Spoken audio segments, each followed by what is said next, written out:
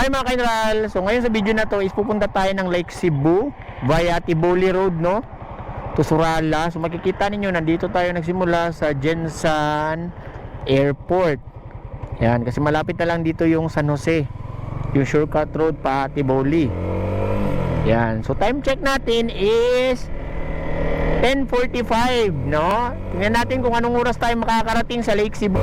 Ayan guys, kung galing kayo ng Jensan Airport, dito kayo liliko sa kaliwa papuntang San Jose. Yan. So ang daan dito is medyo challenging, no? So kung bago kayo dito is wag magpakampante, takbong ano lang, pamilyado. Kasi maraming pataas dito mga Kainral, paakyat. Yan. So ito na yung papasok sa barangay San Jose mga Kainral. Ito yung parang arco nila. Yan o. Tuloy-tuloy na to. Straight na lang to mga Kainral, hanggang marating natin ang Tiboli. So paborito kong daan to mga Kainral, no? Kasi suki na ako dito. Nagawan ko na rin to ng video dati. Mas madali kasi dito dadaan mga Kainral para makarating sa Tiboli. Tapos ang Tiboli malapit na lang din sa Surala ng Lake Cebu. So mga Kainral, kung dadaan kayo dito, kita nyo napakataas, no? So mga nasa 70 degrees siguro itong akyatin natin. Advice ko lang, huwag kayong masyadong loaded kung pupunta dito, kasi baka bumigay yung sasakyan kung marami kayong sakay. Kasi may nakita ko last time, umakyat dito, dumaan dito, tricycad pa talaga, so nahulog sila sa bangin. Hindi kasi basta-basta dito ang daan mga Kainral, nakita nyo naman yan o, masyado siyang mataas. Yan. So ingat-ingat lang tayo kung pupunta tayo sa mga ganitong kalsada o makakadaan. Huwag nating isagad ang kakayahan ng ating sasakyan, no? Magbigay talaga tayo ng allowance para iwas disgrasya. So makita natin may dumaan na dito na van. Iwan ko lang kung private ba yun o pampasayro. So, dumadaan na pala dito karamihan ng 4 wheels.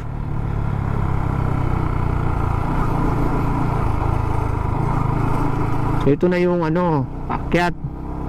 Yung may nakalagay na Barangay Maan.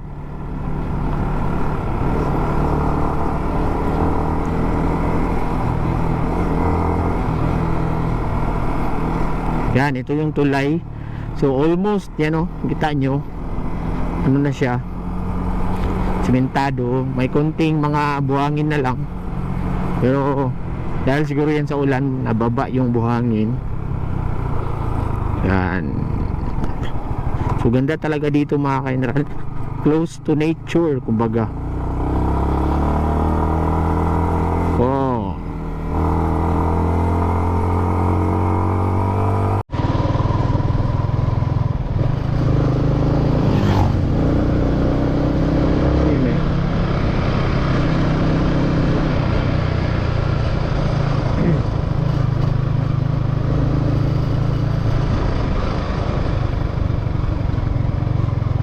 Yung daan dito mga Kainral, yung lugar ng ito, bagong sila, bagong sila ng barangay San Jose, kaya ako gasolinahan dito, buti ka na muna.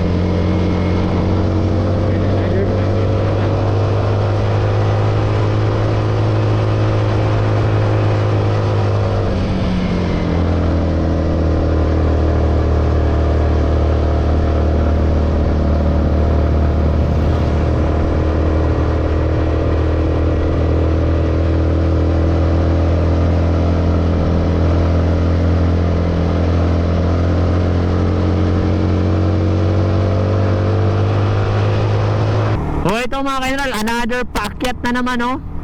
Taas-taas. Grabe, mga 70 degrees siguro to.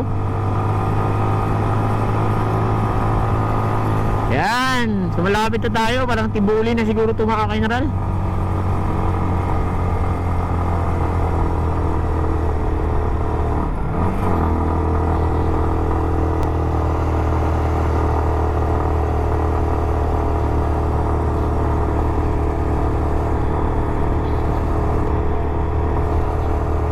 Grabe oh, paakyat dito.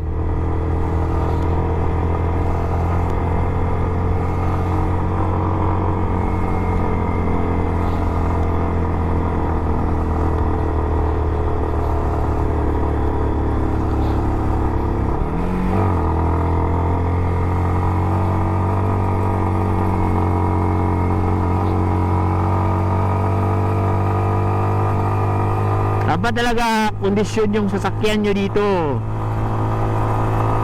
Tsaka busina tayo sa mga blind spot, no? Or sa mga blind curve, para malaman natin kung may kasalubong tayo.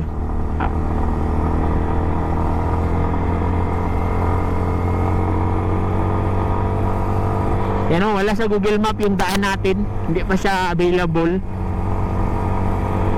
No, nandito tayo sa gitna ng kawalan. Kita nyo yan. Ayan tayo. Hindi tayo nakikita sa Google Map yung daan niya.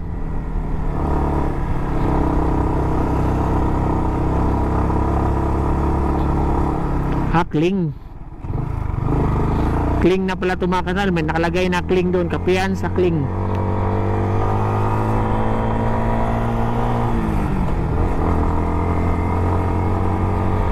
Yan o, ina nyo. Parang ano tayo dito, tuldok lang na gumagalaw. Kasi yung binigay na ruta sa atin ni Google Map is doon talaga sa mga highway na ano, sa may Marbel, Pulumulok tayo dadaan. Yan, ganda.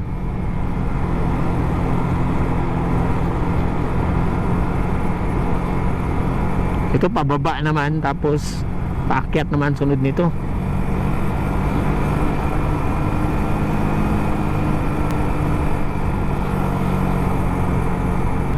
So grabe yung pababa dito mga kaineral, no? So dapat ang brakes natin is condition din. Yan, no? Dandan tayo kasi may mga bato dito sa daan.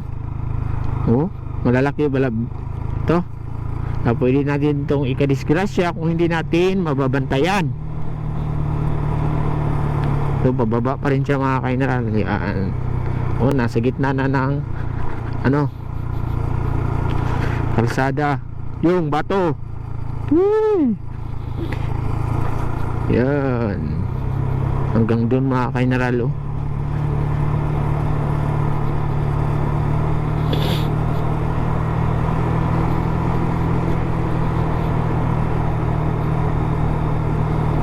dubli ingat talaga kung dadaan kayo dito,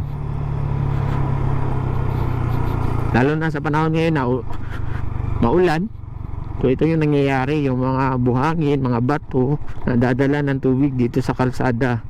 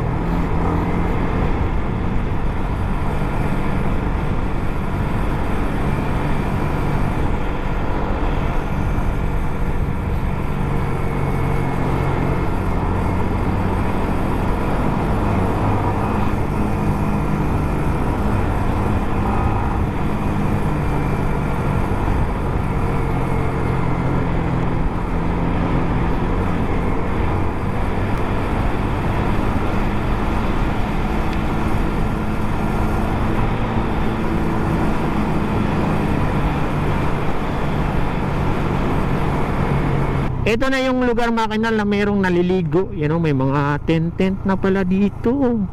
So inaalaw na nila talaga na maligo. Yan. So ito yung tulay mga kinal na pwede kang maligo. So pwede na.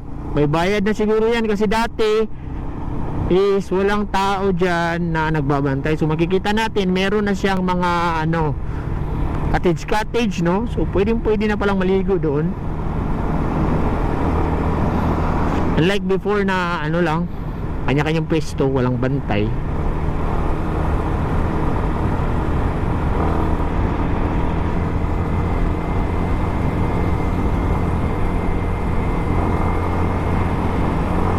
So malapit na tayo.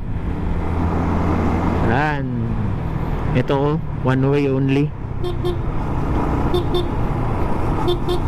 Tapos may crop pa. Yan. Yan, ingat.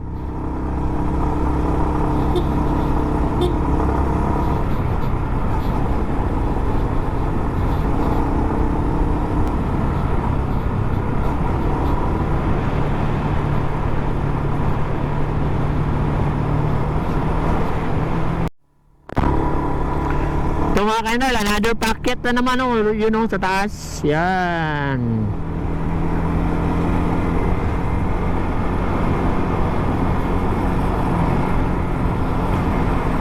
Ilang degrees kaya ito mga kainal lang? Nga 80 siguro?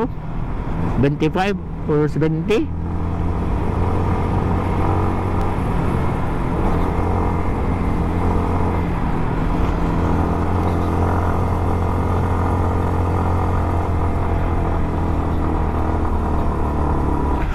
Tercera. Yan, hindi tayo nakabuelo. Segunda.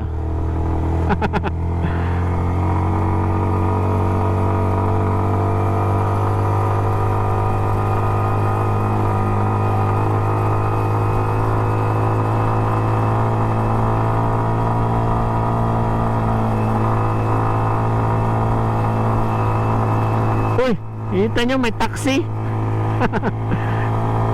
Sana all may taxi.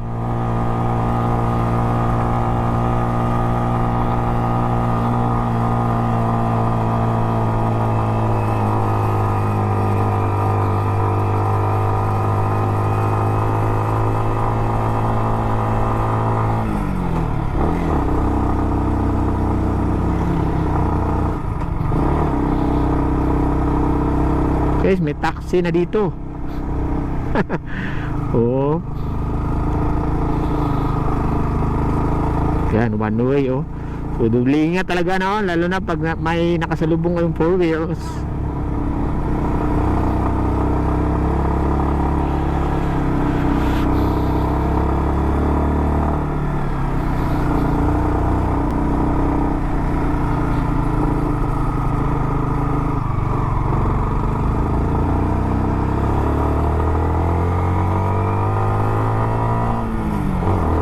Yung ano mga kainal, Mafuco Farm, yan, nakapunta na kami dyan. Pababa pa kasi yan dito sa Tibulok. Yan, Tibulok na tayo. So may mga checkpoints din dito, kaya safe naman ang lugar.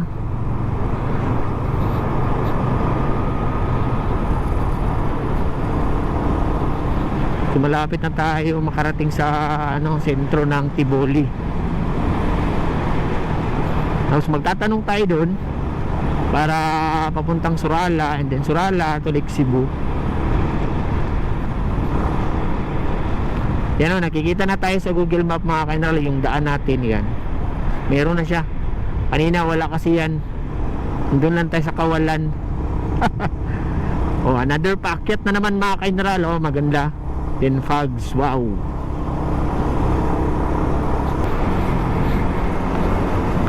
Ganda ng area mga kainal, oh. Wow. Isa to sa mga binabalik-balikan ko dito sa Tiboli. Saan sa ito? Tiboli Road, no? Ang ganitong classic view.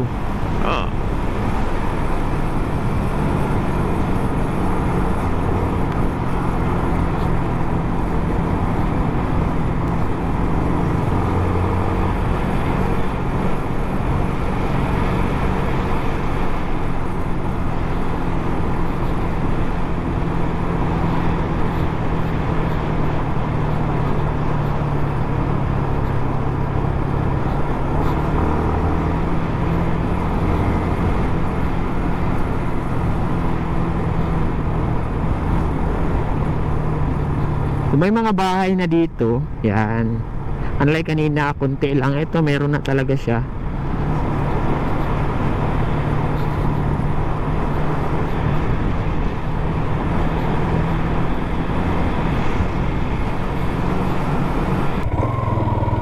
So yun mga kainral, no, nadaanan na natin ang Afus Elementary School. So ito yung sinasabi ko sa inyong palatandaan na malapit na tayo sa poblasyon. Itong mga taniman ng saging. puro na saging dito, wala nang paakyat mga kainral pababa. So malapit na tayo sa kanilang poblasyon.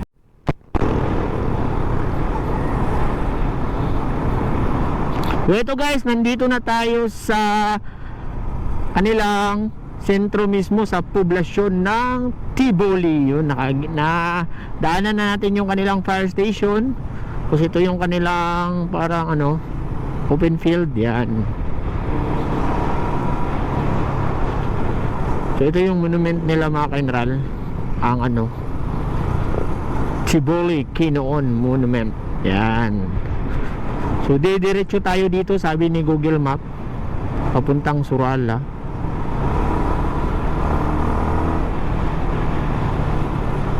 Yan. So dito mga kainral, kung makikita nyo itong Tarusa Farm is doon kayo sa kaliwa, no? Hindi kayo papasok dito pala. Tama, dito. Dire boss, oh. Salamat. So mga kainral, take note, kung makikita nyo yung Tarusa Farm nakalagay, dito tayo liliko sa Surala Power Generation Incorporated. Yan.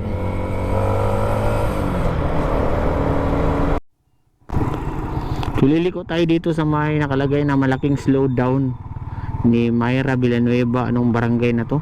Yan.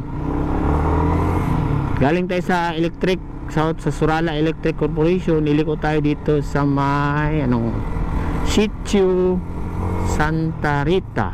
Yan. Yung nila parang covered court. Yun. Dito sa may mga pinyahan mga kainral, parang pala dito.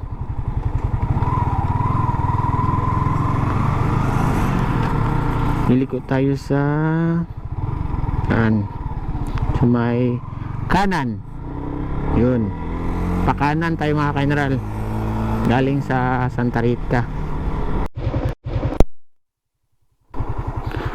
Liliko kayo dito na naman sa may Sitio Pingoy mga kainral, no? Galing sa Santa Rita straight, tapos liko dito sa Sitio Pingoy. Yan.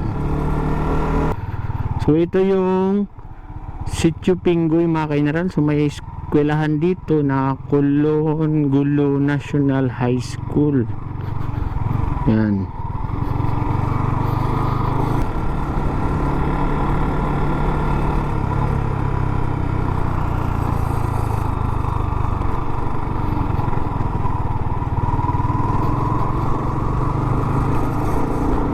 So diretso na ito mga kainral. Yes!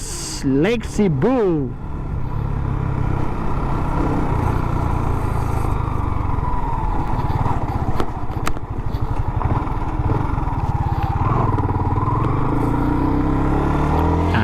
Ito na, Lake Cebu. Here I come. Lumiko tayo sa Sitio Pingoy, tapos sa Kulon Gulo na high school, diretso lang hanggang makita natin yung highway. Yan, Ala River Irrigation System.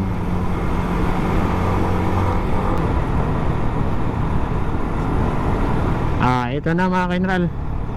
Welcome, the famous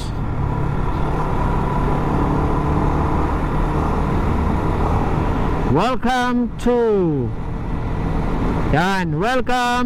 Lake Cebu. Dito na tayo. Kung narating natin is 12:26, no? So madali lang siya, hindi na tayo maabot ng 2 oras. Unlike sa Google Map, aabutin ng 2 oras. So dito mga 1 oras at kalahati lang or 45 minutes, depende sa inyong pagpatakbo. Kung galing kayo Jensan, dadaan kayo ng Tiboli, tapos Surala. Yan. Tapos ito na, Lake Cebu, no? So sa mga gusto ng mga bagong ruta dyan, maganda pala itong rutang dinaanan natin, no? Hindi naman masyadong mahirap. Ang hindi lang makita talaga sa map is yung San Jose Tiboli na daan. Pero pagdating mo sa Tiboli, pwede mo nang i-Google Map Tiboli to Lake Cebu. Itong gamit natin. So, may mga naligaw lang tayo kanina konti, napasobra kasi napakaganda nung daan straight. Hindi kayo kontento.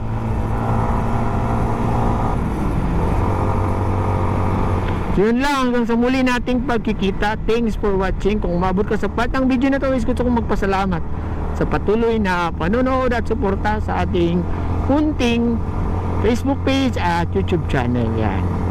So yun lang, stay safe, ride safe. Bye bye.